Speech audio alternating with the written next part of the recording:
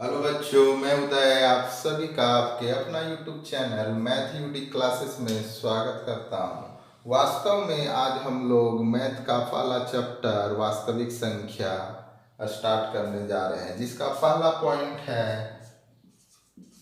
Euclid विभाजन प्रमेय का।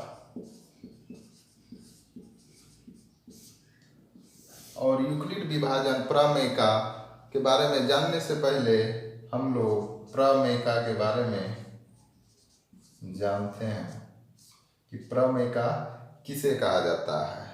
तो प्रमेय को इंग्लिश में लेमा भी कहा जाता है और प्रमेय एक सिद्ध किया हुआ कथन है जिसका प्रयोग अन्य कथनों को सिद्ध करने में किया जाता है। और इसके बाद हम लोग यूक्लिड विभाजन प्रमेय के बारे में जानेंगे। तो यूक्लिड विभाजन प्रमेय को जानने के लिए हम लोग एक उदाहरण लेते हैं और मान लेते हैं कि दो धन पूर्णांक संख्या 31 और 6 है और हम लोग यहाँ देख रहे हैं कि 31 बड़ा है 6 से। तो यदि 31 को 6 से भाग दिया जाए तो 6 पछे 30 और शेषफल 1 बचता है। और हम लोग ये भी जानते हैं कि इसे भाजक कहा जाता है, इसे भाज्य कहा जाता है और इसे भागफल कहा जाता है और इसे शेषफल कहा जाता है। इसके अलावा हम लोग ये भी जानते हैं कि शेषफल कभी भी 0 से छोटा नहीं होता है, 0 का बराबर या फिर 0 से बड़ा होता है। और हम लोग एक सूत्र भी जानते हैं कि भाज्य बराबर भाजक गुना भागफल प्लस शेषफल होता है। और इसी फॉर्म में यदि इसे रखा जाए तो 31 बराबर 6 गुना 5 प्लस 1 होगा, जहाँ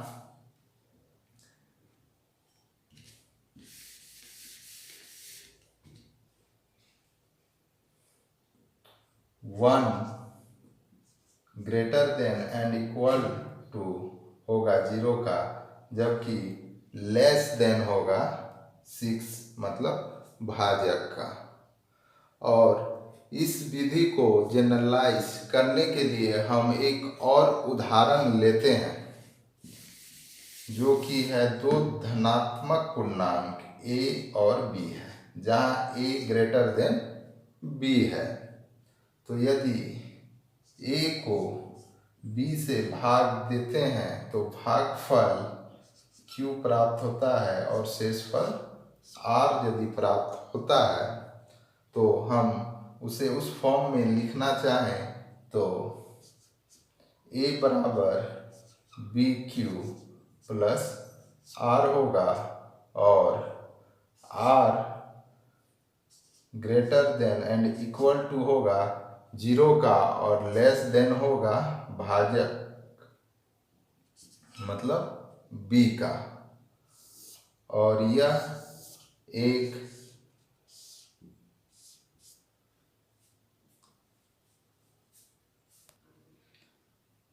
कथन प्राप्त हुआ जिसे यूक्लिड विभाजन प्रमेय कहा जाता है। मतलब कहने का मतलब है कि इसी कथन को ही यूक्लिड विभाजन प्रमेय कहा जाता है। अब नेक्स्ट पॉइंट है यूक्लिड विभाजन एल्गोरिथम किसे कहा जाता है। उससे पहले हम लोग जानेंगे कि एल्गोरिथम किसे कहा जाता है।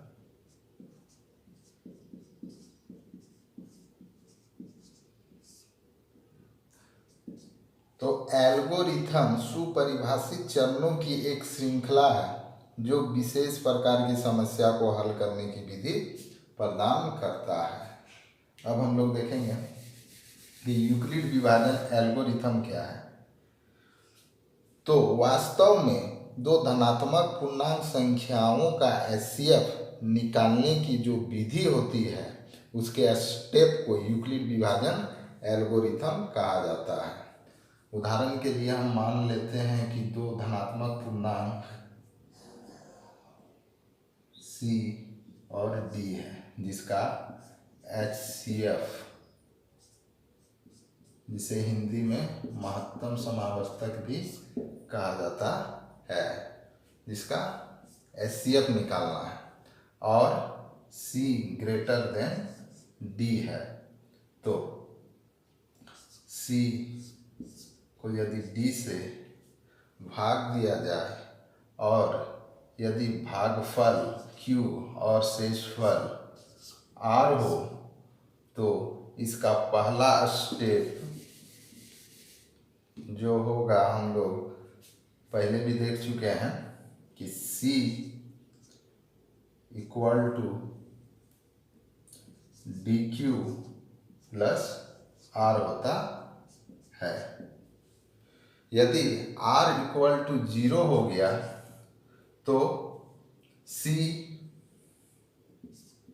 और D का HCF हमेशा क्या होगा, जो इसका भाजक होगा, मतलब D। और यदि R इक्वल टू 0 नहीं है तो इसी स्टेप को हम आगे भी करेंगे और अब R और D के बीच में देखेंगे कि यदि D को R से भाग दिया जाए और यदि भागफल Q1 और शेषफल R1 प्राप्त हो तो step 2 D equal to R Q1 plus R1 होगा। इसी तरह से यह स्टेप जब तक चलता रहेगा जब तक कि शेषफल 0 ना हो जाए, और उस स्थिति में उसका HCF वही होगा जो अंतिम भाजक होगा। जैसे कि हम लोग एक उदाहरण लेते हैं।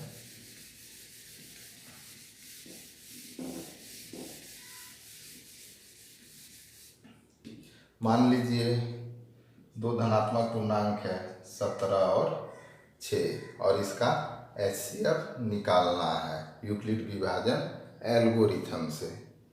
तो देखते हैं इसमें कि 17 ग्रेटर देन 6 है, तो 17 को यदि हम 6 से भाग दें तो 6 दूनी 12, शेषफल क्या हुआ 5, और पहला स्टेप क्या हुआ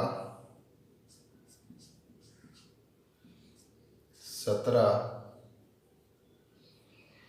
इक्वल टू 6 इंटू 2 प्लस 5, लेकिन अभी भी शेषफल 0 नहीं आया है, इसीलिए नेक्स्ट इसका आगे प्रोसेस चलेगा और 5 एकम 5 शेषफल 1। अब सेकेंड स्टेप क्या हो गया 6 इक्वल टू 5 इंटू 1 प्लस 1, अभी भी 0 नहीं आया।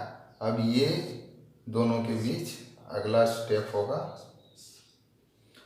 5 एकम 5 और अब 0 आ गया, तो नेक्स्ट स्टेप क्या होगा